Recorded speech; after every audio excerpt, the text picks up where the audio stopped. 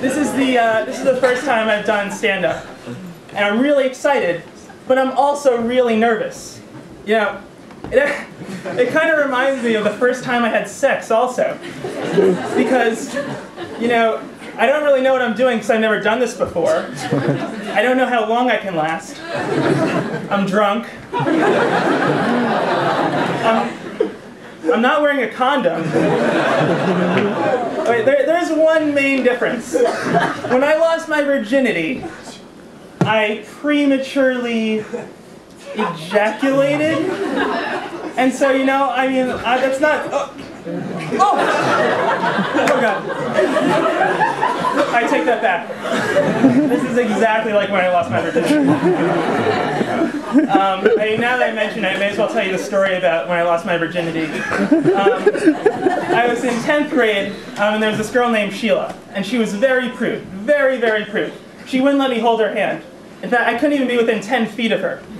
And so, one day I realized I was very suspicious because every time we ate at the dining hall, all she would eat are big bowls of extra virgin olive oil. And so one day, I secretly switched the extra virgin olive oil with extra slutty olive oil. And I lost my virginity that night.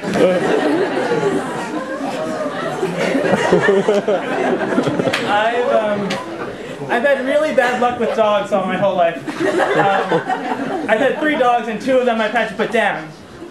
My first dog, I came home from school one day, and I caught him masturbating to the puppy bowl on Animal Planet. And I suspected he might be a pedophile. My brother was just born, and I decided to put him down. My second dog, I came home from school one day, and I caught him masturbating to Glenn Beck on Fox News. And I was scared he might be a Republican. So I put him down. My third dog, I came home from school one day and I caught him masturbating to the Westminster Dog Show. But I was fine with that because that's a classy show. Those are some of the best looking bitches in the world. Fuck it, I would masturbate to the Westminster Dog Show.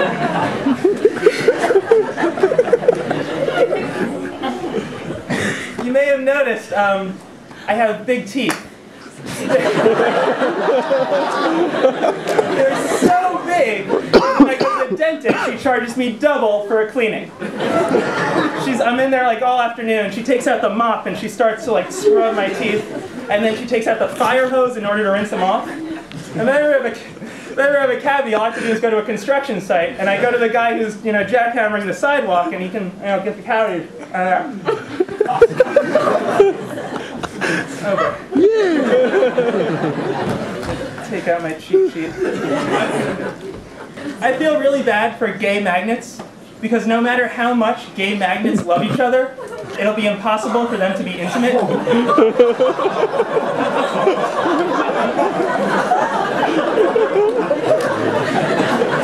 I can see them in couples therapy. You're too negative. No, you're too negative.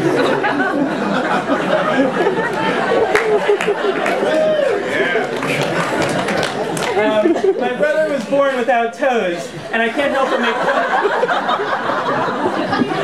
him. He was born without toes, and it's not that funny. And I feel really bad because I tease him all the time, but I can't help it because I'm lactose intolerant.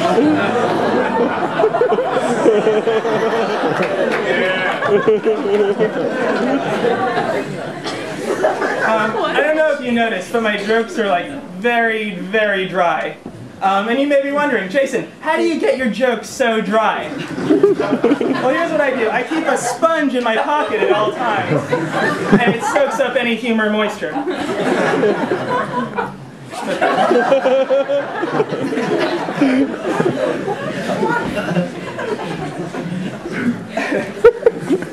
Oh boy. I'm going to do some religious humor. Can everyone who's Jewish please put their hands up? I'm not a Nazi. You can just put your hands up. I just want to make a list, that's all.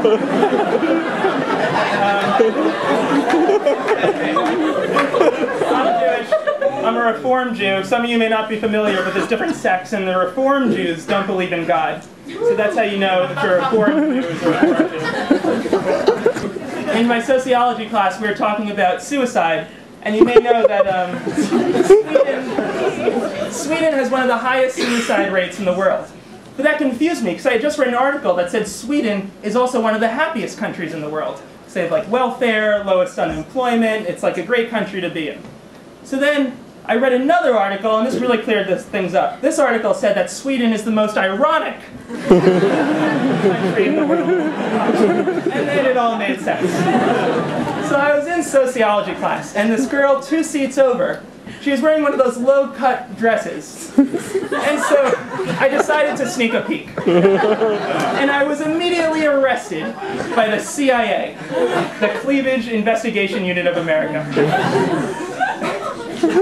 And so they took me into cleavage custody. And I was trying to understand why, because I stayed within the legal limit of cleavage peeking time, which in Connecticut is 1 second. It's a state law.